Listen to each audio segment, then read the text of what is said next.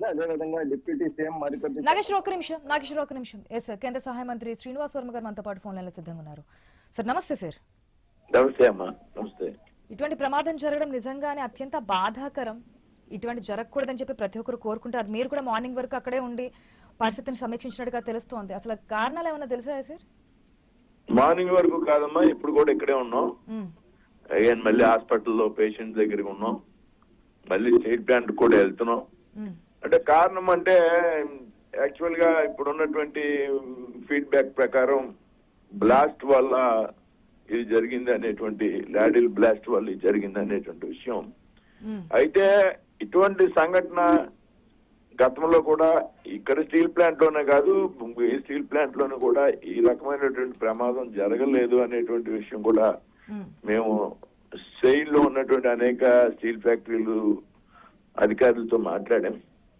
ఏదేమైనా ఒక 3-man committee, expert కమిటీని ఎవరైతే Bokaro steel plant DIC director in charge ఉన్నారో ప్రియరంజన్ గారి నేతృత్వంలో ఒక 3-man కమిటీని, అంటే ఎక్స్టర్నల్ కమిటీ, అంటే స్టీల్ ప్లాంట్ ఇక్కడ లోకల్ టీం కాదు, ఇదంతా ఎక్స్పర్ట్ కమిటీ ఎక్స్టర్నల్, వారు వచ్చి కారణాలని ఇవాళ చేరుకుంటున్నారు.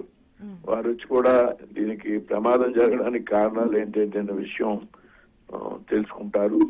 అయితే ఈ లోపుగా జరిగిన ప్రమాదం దురదృష్టకరం. మరి ప్రాణాలు కోల్పోయినటువంటి వారిని తీసుకురాలేనటువంటి పరిస్థితి మనందరికీ కూడా తెలుసు. ముఖ్యంగా మా ముందు ఉన్నటువంటి 2 లక్ష్యాలు ఏంటంటే, ఒకటి ఎవరైతే చనిపోయిన కుటుంబాలు ఉన్నారో, తీవ్రంగా గాయపడినటువంటి కుటుంబాలు ఉన్నారో వారందరి కుటుంబాలకి కూడా భరోసా ఇవ్వడం, ఏదైతే స్టీల్ ప్లాంట్ కార్మికులకి వారు ఆందోళన ఉన్నటువంటి పరిస్థితుల్లో వారికి ధైర్యాన్ని నింపడం అనేది ఇంపార్టెంట్. అదేవిధంగా వారి కుటుంబాలను ఆదుకోవడానికి ఏదైతే తాత్కాలిక ప్రాతిపదికన పనిచేస్తున్నటువంటి ఎంప్లాయీస్ ను కూడా మరి మనం పరిగణలోకి తీసుకుని వారికి హాస్పిటల్లో ఉన్నటువంటి ఆరోగ్యులకి కూడా మెరుగైనటువంటి వైద్య సహాయ సహకారాలు అందించడంతో పాటు ఏదైతే ప్యాకేజ్ విషయంలో మనం కొంత ఉదాసీనంగా వ్యవహరించి వారికి మంచి ప్యాకేజీ కూడా మేము రాత్రి కుమారస్వామి గారు రావడం జరిగింది, ప్రకటించడం జరిగింది. అవును సార్, యాక్చువల్లీ ప్రమాదం జరగడం బాధాకరమే. ఎక్స్గ్రేషియా కేంద్ర ప్రభుత్వం ఏదైతే ప్రకటించాలనుకుంటుందో అంతవరకు ప్రకటించారు. దాదాపుగా ఈ 2 months లోనే 27 times లీక్ అయినట్టు తెలుస్తుంది కదా సార్. అంటే ఎక్కడ ఫెయిల్యూర్ అవుతున్నట్టు? ఈ లీకేజ్ అనేది ఇక్కడ సమస్య కాదమ్మా, ఇక్కడ లీకేజ్ సంబంధించినటువంటి అంశం కాదు. అంటే ఏదైతే కోకోవెన్కి సంబంధించి కొంత లీకేజ్ అనేది సర్వసాధారణంగా జరిగేటువంటి విషయం. వాటన్నిటిలో కూడా పెద్ద ఎత్తున రినోవేట్ చేయడానికి, కొత్త బ్యాటరీలు సమకూర్చడానికి కూడా ఈ మధ్యకాలంలో చర్యలు తీసుకుంటున్నాం. ఏదైతే మెయింటెనెన్స్ విషయంలో కూడా చాలా కేర్ఫుల్ గా వైజాగ్ స్టీల్ ప్లాంట్ కి సంబంధించి చాలా కేర్ఫుల్ గా వ్యవహరిస్తున్నాం. ఎవరు ఎక్కడ ఎక్స్పర్ట్సో, ఏ విభాగంలో ఎక్స్పర్ట్సో వారి ఆ విభాగంలో కూడా పనిచేసే విధంగా ఇటీవల అందరినీ కూడా రకరకాల డిపార్ట్మెంట్ లో పనిచేస్తున్నటువంటి వ్యక్తులు ఇంటర్నల్ ట్రాన్స్ఫర్స్ ద్వారా వారందరినీ కూడా తిరిగి వారు ఎక్కడైతే పనిచేయడంలో ఎక్స్పర్ట్స్ ఆ స్థానాల్లో వారిని నియమించడం జరిగింది. అలాగే మెయింటెనెన్స్ కి సంబంధించి కూడా రెగ్యులర్ గా రోజు 3 సార్లు, ఉదయం 6 గంటలకి, మధ్యాహ్నం 3 గంటలకి, రాత్రి 9 గంటలకి ఒక రోజులో ఏదైతే విభాగాలకి సంబంధించినటువంటి హెడ్స్ ఉన్నారో వాళ్ళందరితో కూడా వీసీ ఉంటుంది. ఎక్కడ ఏ రకమైనటువంటి కంప్లైంట్ ఉన్నా అవసరమైతే దాన్ని షట్ డౌన్ చేసి మిగతా వాటి మీద ప్రొడక్షన్ తీసుకుంటాం. అదేవిధంగా దాన్ని మెయింటెనెన్స్ చేయడం కోసం తగిన చర్యలు తీసుకుంటాం. అంతేగాని ఒక అభద్రతా పరిస్థితులు ఉన్నప్పుడు ఎట్టి పరిస్థితుల్లో కూడా మేము స్టీల్ ప్లాంట్ లో పనిచేసే విధానాన్ని ముందుకు తీసుకెళ్ళాం అనేటువంటి విషయాన్ని కూడా ఈ సందర్భంగా స్పష్టంగా చెప్తున్నా. ఇంతకు ముందు మాట్లాడినప్పుడు కూడా విజయ్ కుమార్ గారు, జనసేన ఎమ్మెల్యే, ఏదైతే పీరియాడికల్ మెయింటెనెన్స్ లేకపోవడం వల్ల ఇటువంటి ఘటనలు చోటు చేసుకుంటే అన్నారు. ఎందుకంటే SMS 1 లో జరిగినటువంటి ప్రమాదానికి సంబంధించిన డీటెయిల్స్ చూస్తున్నా మీకు తెలిసే ఉంటుంది. SMS 1 కంటే ముందు SMS 2 లో కూడా ప్రమాదం జరిగిందని. కాకపోతే ఇంత స్థాయిలో కాదు, వెంటనే అలర్ట్ అయ్యారు, ప్రమాదం జరగకుండా నివారించారు. వెంటనే SMS 1 లో జరిగినటువంటి ప్రమాదం ఈ స్థాయిలో బ్లాస్ట్ కావడము, 8 మంది అక్కడికక్కడే చనిపోవడము, మిగతా వారు హాస్పిటల్ ట్రీట్మెంట్ పొందడం చూస్తున్నాం. ఎక్కడ వైఫల్యం అంటారు? నిజంగానే మెయింటెనెన్స్ లోపం అనుకోవచ్చా? ఇక్కడ మీద జరగకుండా చూస్తున్నారు, ఇప్పటి వరకు జరిగిన దాంట్లో మెయింటెనెన్స్ లోపమేనా? లేదమ్మా, ఇది జరిగినటువంటి ప్రమాదంలో మెయింటెనెన్స్ లోపం అనేటువంటి విషయం లేనే లేదు. ఇది దురదృష్టకరమైనటువంటి సంఘటన. ఏదంటే డెఫినెట్ గా ఇది ఏ విధంగా జరిగింది అనేటువంటి విషయంలో ఒక రకంగా మాకు కూడా అంతుపట్టట్లేదు. నేను వైజాగ్ స్టీల్ ప్లాంట్ అధికారులతో కాదు, దేశంలో ఉన్నటువంటి అనేక స్టీల్ ప్లాంట్ మన సైడ్ లో ఉన్నాయి, చాలా స్టీల్ ప్లాంట్ ఉన్నాయి దేశంలో. అందరితో అధికారులతో మాట్లాడితే ఎక్కడా కూడా ఈ రకమైనటువంటి ప్రమాదం బహు అరుదుగా జరుగుతుంది. దురదృష్టం అనేటువంటి విషయం తప్పించి మెయింటెనెన్స్ సంబంధించినటువంటి విషయం ఇక్కడ ఏమీ లేదనేటువంటి విషయం మేము ఖచ్చితంగా చెప్పగలుగుతాం. వర్మ గారు, మనం ఈ టెక్నాలజీ పరంగా ఎంత దూసుకుపోతున్నామో తెలిసిందే. అట్లాంటిది ఇంత పెద్ద వ్యవస్థలో సేఫ్టీ ప్రికాషన్స్ సంబంధించి ఇంకా ఆధునీకరించడం లేదు అనే ఒక క్వశ్చన్ రేజ్ అవుతుంది. మీరేమంటారు? మీ అందరికీ తెలుసు, సేఫ్టీ మెజర్స్ విషయంలో మనం కాంప్రమైజ్ అవ్వం. ప్రత్యేకంగా విశాఖ స్టీల్ ప్లాంట్ కి సంబంధించి గతంలో ఏ పరిస్థితులు ఉండదో ఈవేళ ఏ పరిస్థితుల్లో మనం దానికి ముందుకు తీసుకువెళ్ళామనేటువంటి విషయం మీ అందరికీ కూడా తెలుసు.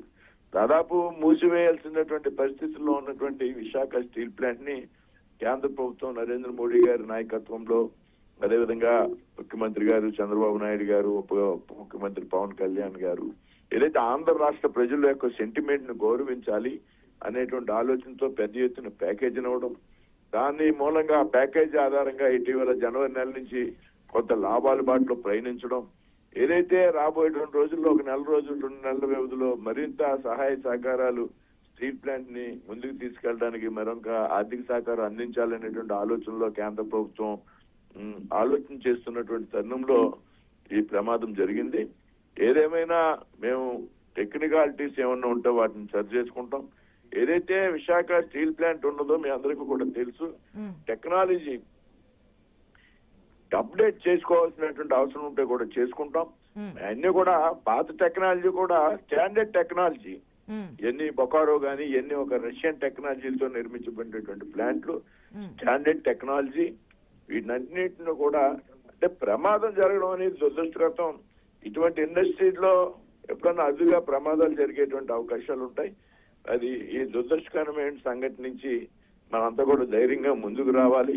వారి కుటుంబాలని మేమంతా కూడా ఇవాళ కుటుంబ సభ్యులను కూడా కలిసి వారికి ధైర్యాన్ని చెప్పడం, అదేవిధంగా స్టీల్ ప్లాంట్ లో పనిచేస్తున్నటువంటి ఉద్యోగస్తులు కూడా ధైర్యం చెప్పి ప్లాంట్ ని ఉత్పత్తిని వెంటనే ప్రారంభించే విధంగా కూడా ఆలోచన చేస్తున్నాం, ఏదైతే ఉద్యోగ సంఘాల యొక్క సహకారంతో అనేటువంటి విషయాన్ని ఈ సందర్భంగా చెప్తున్నాం. సార్, 3-man కమిటీ వేస్తున్నామని చెప్పారా? కమిటీ విచారణ ఎప్పుడు పూర్తవుతుంది? ఎప్పుడు కల్లా మనకి రిపోర్ట్ వచ్చే అవకాశం ఉందనుకోవచ్చు? ఇవాళ రేపు ఇక్కడ ఉంటారండి, ఇవాళ రేపు ఉంటారు. సంఘటనా స్థలాన్ని పరిశీలించి కొంతమంది ఉద్యోగస్తులను కలవడం ద్వారా ఏ రకంగా జరిగేటువంటి అవకాశం ఉందనేటువంటి వారంతా చాలా ఎక్స్పర్ట్స్. బొకారో స్టీల్ ప్లాంట్ యొక్క డైరెక్టర్ అయిన ప్రియరంజన్ గారు బయట నుంచి వేస్తే బాగుంటుంది కమిటీ అని స్టీల్ ప్లాంట్ అధికారులతో నిమిత్తం లేకుండా బయట ఎక్స్టర్నల్ గా కమిటీ ఒకటి వేసాం. ఇవాళ రేపు ఇక్కడ ఉండి త్వరలోనే కొన్ని రోజుల వ్యవధిలోనే ఈ రిపోర్ట్ వచ్చేటువంటి అవకాశం ఉంది దీనికి సంబంధించినటువంటి కారణాల మీద. వర్మ గారు, ఇప్పుడు ప్రమాదం జరగడం నిజంగానే బాధాకరం. 8 మంది ప్రాణాలు కోల్పోవడం, ఇది ఇప్పటి వరకు ఎప్పుడు జరగనటువంటి ప్రమాదం జరగడం అనేది ఇంకాస్త బాధాకరం. రాబోయే రోజుల్లో ప్రమాదాలు జరగకుండా ఉండడానికి, చిన్న చిన్న ప్రమాదాలు జరగడం, లీకేజెస్ అనేది సర్వసాధారణంగా చూస్తుంటాం, కానీ దాన్ని కూడా అరికట్టాల్సిన బాధ్యత ఉంటుంది. ఇటువంటి పెద్ద ప్రమాదాలు కావచ్చు, లీకేజీలు కావచ్చు, జరగకుండా ఉండడానికి ఇక మీద ఎటువంటి చర్యలు తీసుకోబోతున్నారు?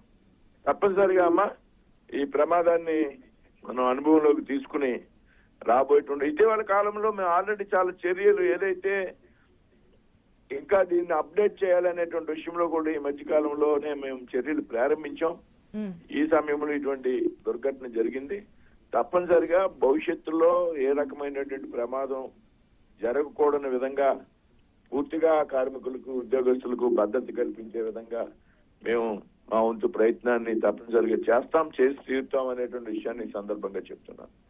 వర్మ గారు, ఫైనల్ గా నిన్న ప్రమాదం జరిగినప్పటి నుంచి ఇప్పటి వరకు కూడా ఏదైతే ప్రమాదం జరిగినటువంటి ప్లేస్ లోనే ఉన్నామని చెప్తున్నారు, కార్మికుల కుటుంబ సభ్యులను అది మాట్లాడమంటున్నారు. వారి దగ్గర నుంచి వచ్చినటువంటి ఆన్సర్ ఏంటి? వారికి భరోసా ఇచ్చారు? ఎస్గ్రేషియా గానీ విద్యకు సంబంధించి కావచ్చు, లేదంటే కనుక ఉద్యోగానికి సంబంధించి కావచ్చు, వారు ఏం మాట్లాడారు మీతో? మీరు ఇచ్చినటువంటి భరోసా ఏంటి? మిగిలిన కార్మికులు చెప్తున్నటువంటి ధైర్యం ఏంటి? వాస్తవంగా కుమారస్వామి గారు కూడా రాత్రి 12, 11, 11:30 రావడం జరిగింది. నేను బై రోడ్ దూరంగా ఉండడంలో నేను బై రోడ్డు నేను కూడా రాత్రికి వైజాగ్ చేరుకున్నా. నిన్న ప్రమాదం జరిగిన వెంటనే మనం ముందు ఉన్నటువంటి అంశాలు ఏంటంటే చనిపోయినటువంటి కుటుంబాలకు ధైర్యం చెప్పడం, అదేవిధంగా ఎవరైతే తీవ్ర గాయాలతో హాస్పిటల్ పాలైనటువంటి వ్యక్తులకు మంచి వైద్య సహాయాన్ని అందించడం అనేటువంటి విషయం. ఆ సందర్భంగా మేము ఎయిర్ అంబులెన్స్ ను కూడా రెడీ చేసి పెట్టాం. ఎక్కడికన్నా వీళ్ళని తీసుకెళ్లాల్సి వస్తే ఆ విధంగా కూడా ప్రయత్నం చేద్దామని. బట్ వీళ్ళు ఇక్కడ కంఫర్ట్ గానే వైద్యం అందుతా ఉంది ఇక్కడ 7 హిల్స్ హాస్పిటల్లో, కిమ్స్ హాస్పిటల్లో. అదేవిధంగా ఆర్థిక సహకారం, మీకు తెలుసు చనిపోయినటువంటి వ్యక్తులు యొక్క ప్రాణాలు తీసుకొచ్చేటువంటి అవకాశం లేదనేటువంటి విషయం. అయితే అదే సమయంలో వారికి ఒక భరోసా, వారి కుటుంబ సభ్యులకి ధైర్యాన్ని అందజేయాలనేటువంటి ఉద్దేశంతో ఏదైతే రిటైర్మెంట్ బెనిఫిట్స్ ఉంటాయో ఆ బెనిఫిట్స్ అన్ని కూడా వారికి అందించడంతో పాటు అదేవిధంగా అదనంగా 25 లక్షల ఎక్స్గ్రేషియా ఇవ్వడం జరిగింది. అదేవిధంగా వారి కుటుంబంలో ఒకరికి 6 నెలల్లో ఒక శాశ్వత ప్రాతిపదికన ఉద్యోగం కల్పించాలనేటువంటి నిర్ణయం కూడా చేశాం. అదేవిధంగా ఏదైతే వారి పిల్లలు 2 ఉన్నా 3 ఉన్నా ఎంతమంది ఉన్నా కానీ వారి పిల్లల ఎడ్యుకేషన్ విషయంలో మనం పూర్తిగా బాధ్యత తీసుకోవాలనేటువంటి విషయాన్ని కూడా చెప్పాం. అదేవిధంగా వసతి విషయంలో కొంతమంది క్వార్టర్స్ లో ఉంటున్నారు, వారి క్వార్టర్స్ లో ఉండడానికి అవకాశం ఇవ్వడం. అదేవిధంగా బయట కనుక క్వార్టర్స్ లో లేకుండా బయట ఎవరైనా ఉంటే వారు కూడా క్వార్టర్స్ లో ఉండే విధంగా అవకాశం కల్పించాలనేటువంటి నిర్ణయం. అదేవిధంగా తాత్కాలిక ప్రాతిపదికన పనిచేసేటువంటి ఉద్యోగులకు కూడా 10 లక్షల ఎక్స్గ్రేషియా ఇచ్చాం. మిగతా అంశాలు ఏవైతే ఉన్నాయో అవి కూడా పర్మనెంట్ గా పనిచేసేటువంటి ఉద్యోగులకు ఏ రకమైనటువంటి ఈ సహాయ సహకారాలు అందిస్తున్నామో తాత్కాలిక ఉద్యోగులకు కూడా వారివి ప్రాణాలే కాబట్టి వారు కూడా ఆ రకంగా సహాయ సహకారాలు అందించాలనేటువంటి విషయంలో నిర్ణయం తీసుకున్నాం. సాధ్యమైనంత వరకు వారి కుటుంబాలని ఒక ధైర్యం ప్రసాదించాలి, అది భగవంతుని కోరుతా ఉన్నాం. మా వంతు మానవ ప్రయత్నంగా మేము చేసేటువంటి అన్ని కార్యక్రమాలు కూడా చేస్తాం అనేటువంటి విషయాన్ని సందర్భంగా చెప్తాం. సార్, మరొకసారి ఇంత స్థాయిలో ప్రమాదం ఎక్కడ జరగలేదు, విశాఖ స్టీల్ ప్లాంట్ లో కూడా జరగలేదు కాబట్టి ఇటువంటి ప్రమాదాలు జరగకుండా భవిష్యత్తులో నివారించడానికి చర్యలు కూడా తీసుకుంటారని చెప్పి కోరుకుంటున్నాం. Thank you sir, thank you so much. Thank you అమ్మ, థ్యాంక్ యూ.